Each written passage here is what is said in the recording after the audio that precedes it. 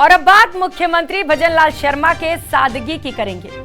मुख्यमंत्री भजनलाल शर्मा की सादगी एक बार फिर से सुर्खियों में है। कभी थड़ी पर बैठकर चाय पीने तो कभी रेहड़ी के सामान खरीदने वाले सीएम अपनी नई तस्वीर से प्रदेशवासियों को आश्वस्त कर रहे हैं कि इस बार सीएम की कुर्सी पर वो शख्स बैठा है जिसे आम आदमी के सुख और दुख, संघर्ष की गहरी समझ है। जनता के बीच सीएम आम आदमी के सीएम का अलग अंदाज दिखाई दिया। गन्ने के रस की दुकान पर मुख्यमंत्री भजनलाल शर्मा ठहरे। सड़क पर सीएम को देखकर लोग ठिठक गए। सीएम ने वहां पर फल भी खरीदे, यूपीआई से भुगतान भी किया और सीएम की सादगी ने एक बार फिर से लोगों का दिल जीत लिया।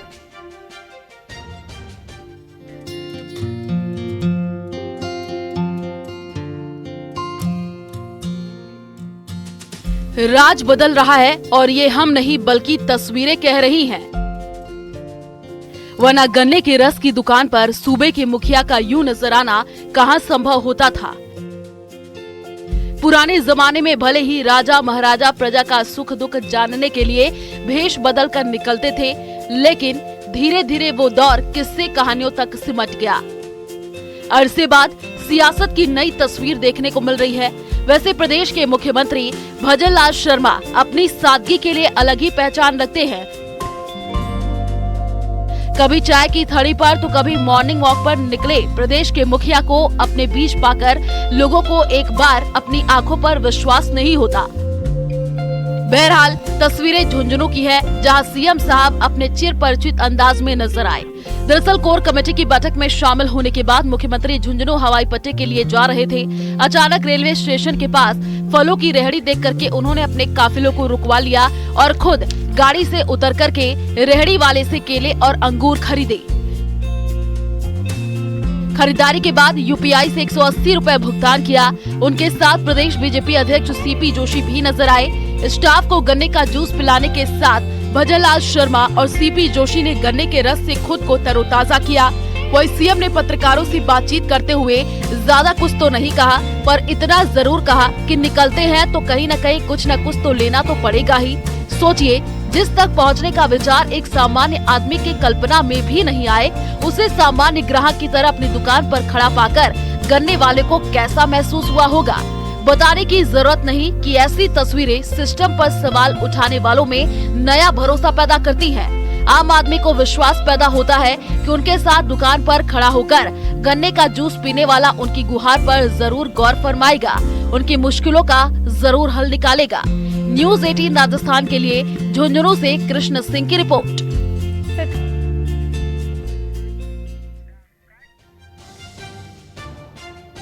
और अलवर शहर के विधायक और वन मंत्री संजय शर्मा की सादगी एक बार फिर से चर्चाओं में है। लोकसभा चुनाव के प्रचार के दौरान राजगढ़ के रेबारपुरा गांव में मंत्री संजय शर्मा नरेगा श्रमिकों के साथ भोजन करते हुए दिखाई दिए। उन्होंने महिलाओं से बातचीत भी की और उनके साथ टिफिन भी शेयर किया। देखिए,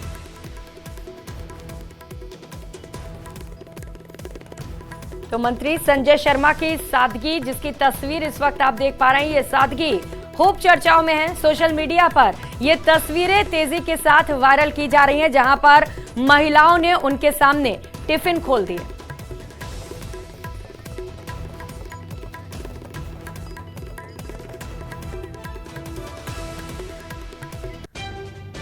और खबर भरतपुर से है, जहां पर एक युवक ने अपनी प्रेमिका की चाकू घोंपकर हत्या कर दी। वारदात को अंजाम देने के बाद युवक ने खुद भी सुसाइड करने की कोशिश की, अपने हाथ की नसें काट ली। ये घटना मथुरा गेट इलाके में हुई। मृतका की पहचान पूनम निवासी सहयोग नगर भरतपुर के रूप में की गई, जबकि आरोपी प्रेमी कामा तहसील के नोनेरा गांव का रहने वाला है।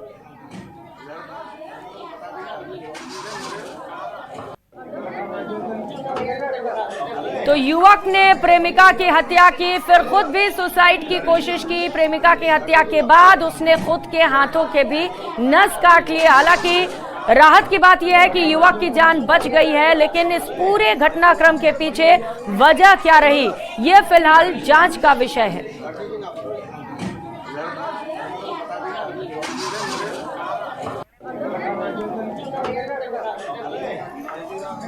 तो ये तस्वीरें आप देख पा रहे हैं जहां पर इस घटनाक्रम के बाद से ही हड़कंप मचा हुआ है। एक सनकी युवक जिसने सबसे पहले अपनी प्रेमिका का गला काट दिया, धारदार हथियार से निर्मम तरीके से अपनी प्रेमिका की हत्या की और उसके बाद खुद भी सुसाइड की कोशिश की।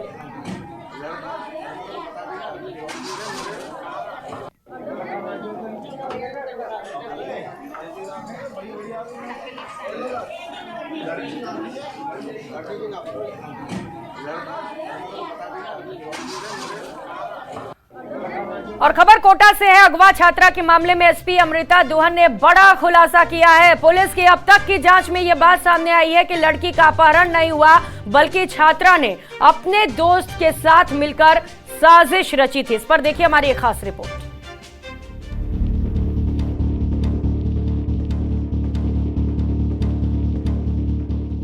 कोटा से छात्रा के अपहरण मामले में बड़ा खुलासा।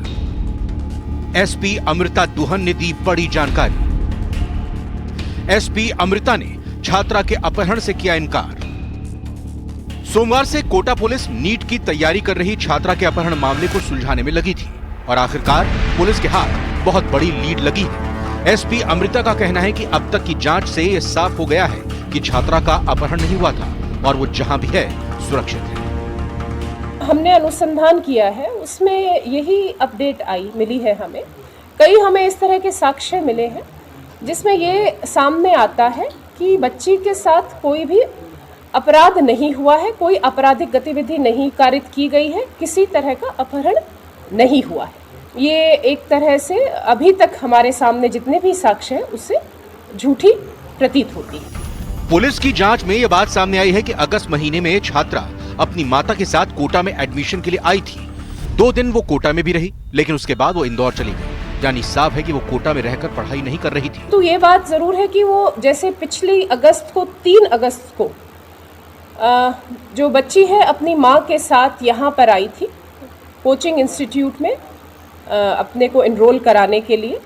माताजी उसकी वापस शिवपुरी उसी दिन चली गई थी और वहाँ यहीं पर एक जो हॉस्टल है वहाँ पर वो रुकी। पुलिस ने छात्रा के एक साथी को इंदौर से पूछताछ के लिए हिरासत में लिया, जिसने अपहरण कांड की पूरी सच्चाई बयां कर दी। पुलिस की माने तो पूरी साजिश विदेश में पढ़ाई के लिए की गई थी। जो बच्ची है उसके साथ वो 2 दोस्त हैं। उनमें से जो एक दोस्त है वो हमें इंदौर में मिल गए हैं और उन्होंने जो अभी तक घटना बताई है वो यही बताई है कि बच्चे जो है मतलब ये जो बच्ची है और उसके साथ जो मित्र हैं वो दोनों दूसरी विदेश में जाना चाह रहे थे। उनका यहाँ पर उनको लग रहा था पढ़ाई वो नहीं कर पाएंगे। सोमवार से कोटा पुलिस पूरी शिद्दत के साथ मामले की जांच में जुटी। कई टीमें बनाई गई थी। इस बीच एक सीसीटीवी भी सामने आया था जिसमें दावा किया गया था कि वो जयपुर के दुर्गा बस स्टैंड का है, जहां पर छात्रा इंदौर से पहुंची थी। मेरी आवाज उन बच्चों तक पहुंच रही है जो एक बच्ची और उसके साथ जो साथ में दोस्त है कि हम भी परेशान हो रहे हैं, परिवार वाले भी बहुत परेशान हो रहे हैं और आप सकुशल हैं। इस चीज़ की हमें बहुत एक रिलीफ है। आप जहां पर भी हैं आप प्लीज हमें कांटेक्ट करें। पुलिस छात्रा से घर लौटने की अपील कर रही है। वहीं दूसरी तरफ छात्रा और उसके दोस्त की जानकारी देने वाले को 20,000 रुपए इनाम देने का ऐलान पहले ही किया जा चुका है। लेकिन ये घटना उन सभी माता पिता के लिए एक सबक है जो बच्चों की बातों पर आंख बंद करके यकीन करते हैं। कोटा से न्यूज़ 18 राजस्थान के लिए ओम प्रकाश मारू की रिपोर्ट। और अब बात करेंगे रॉयल्स में राजस्थान नहीं, पिंक सिटी में आईपीएल के मैचों का आगाज होने जा रहा है। प्रदेश भर से खिलाड़ी यहां की होम टीम राजस्थान रॉयल्स को सपोर्ट करने सवाई मानसिंह स्टेडियम में आएंगे। लेकिन इस बार क्रिकेट फैंस के मन में टीम से खास जुड़ाव महसूस नहीं होगा। इसके पीछे वजह क्या है, इस रिपोर्ट में समझिए।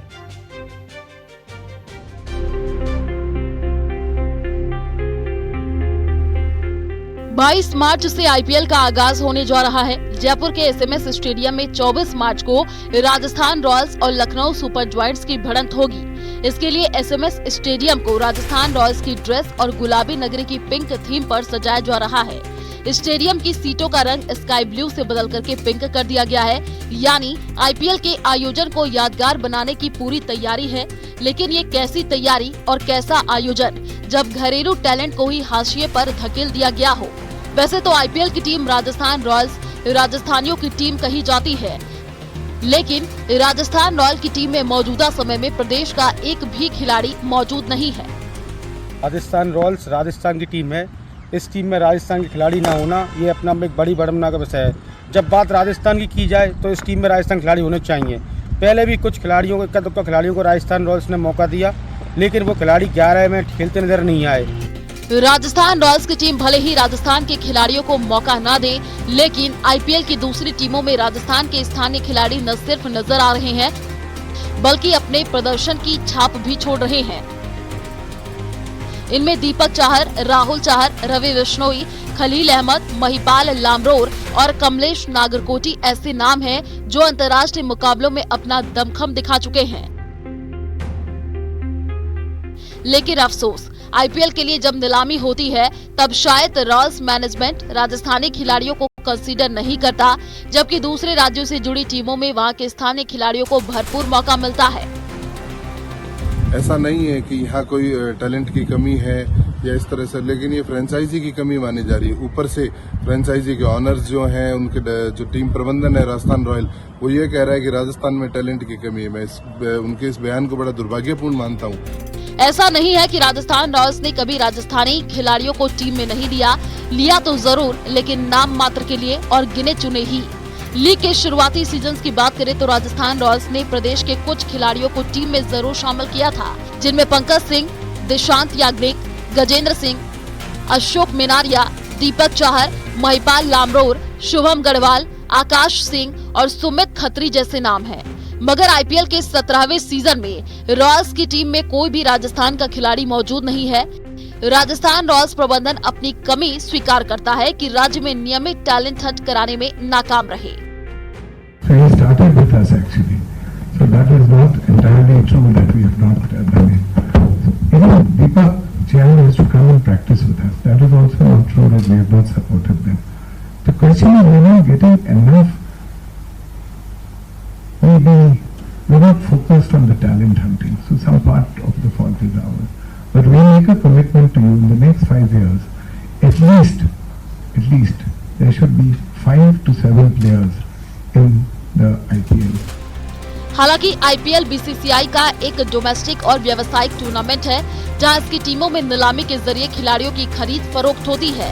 लेकिन राज्य की टीमों के साथ फैंस का भी अपना एक जुड़ाव होता है, जो उन्हें अपनेपन का एहसास कराता है। न्यूज़ 18 राजस्थान के लिए जयपुर से महेश दाधीच की रिपोर्ट।